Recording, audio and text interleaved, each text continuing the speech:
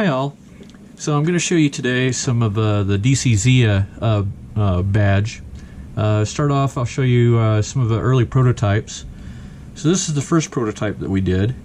We were playing with a little bit of artwork here. Unfortunately with this one, the footprint that I used for the LEDs was incorrect, so these actually never worked other than just getting a single LED working.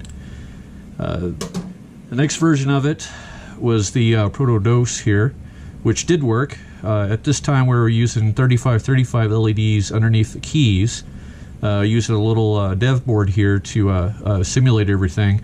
I've removed all the mechanical keyboard buttons off of this guy. Same artwork on the back. It wasn't until later that we decided to go with the 50/50 LEDs. You get a blank board here.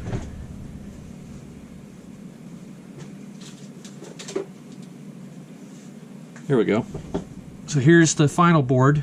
You can see we've cut some slots here. The idea is that we could take standard 50/50 LEDs and put them in upside down, and they'll get caught on these holes, and then you could solder them in. These boards we had manufactured by Seed. They did a really good job in manufacturing these boards. We also had them do assembly on this. There were a few components that they didn't assemble, mostly because we ordered these way too close to Defcon, so we were worried whether or not parts would arrive or not. So things like the ESP32 and the FTDI chip and the USB port were things that I ended up having to solder myself. We only had a run of 50 badges, so it wasn't all that bad. So the final product, as we gave out at Defcon, we delivered it in a bag like this. So first off, we had a little card here to talk about where to go to get the build instructions and some of our logo stuff.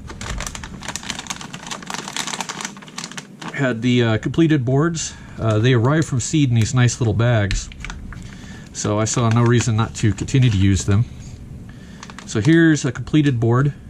You can see the 50/50 LEDs are mounted in upside down. They're all hand soldered, so they're not quite as clean as the machine assembled stuff.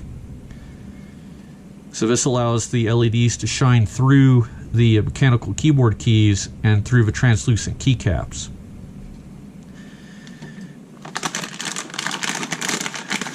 One of the guys in DC801, Sir Ged, was kind enough to laser cut these acrylic panels for us, which basically catch the keyboard keys to make it easy to line up and solder these guys in. The idea is that this is a kit that you would buy. For all the surface mount would be done for you, but through hole would be something that you would do yourself. So also included in here, battery box, OLED display, some stickers, the lanyard with our beautiful artwork made by Litho Chasm. I don't know how he says it, honestly. Then our keycaps, which Litho also 3D printed. He said he's pretty tired of seeing these keycaps. And then, of course, the buttons, mechanical keyboard switches.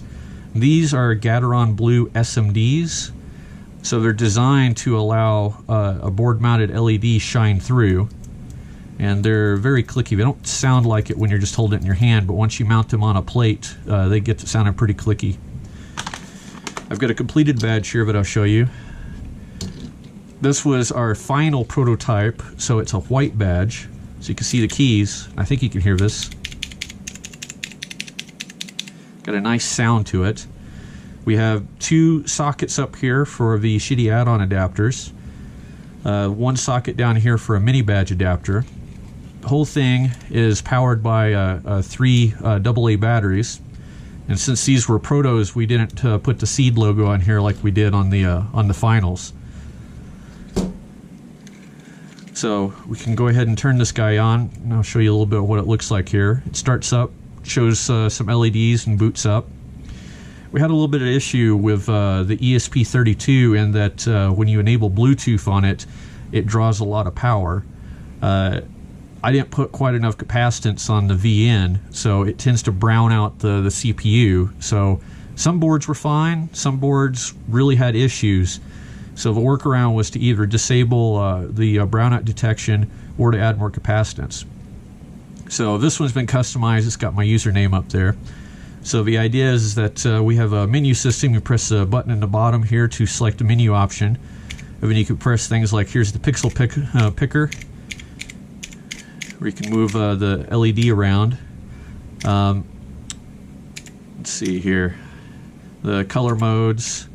So here's another color mode where it's changing from bright colors. So you can see how well the colors shine through. Party mode. This guy displays LEDs in sequence here.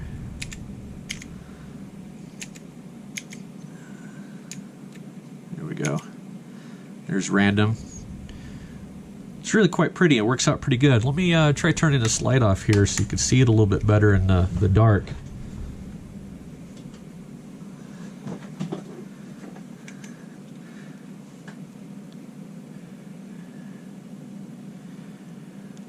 So the translucent keycaps do a really good job of transmitting the light through.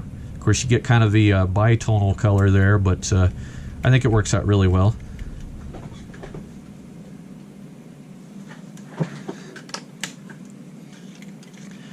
But all in all, that's the DCZia badge for Defcon 26. All the hardware and the software is all open source on our GitHub, which is DCZia. We'll be putting out some new software here in a while with some extra modes. I'm currently working on a special mini badge that'll plug in here that'll provide USB HID, human interface device, so you can plug this into your computer and use this as an accessory keyboard and program the LEDs from your computer. So watch for that in the next couple of weeks.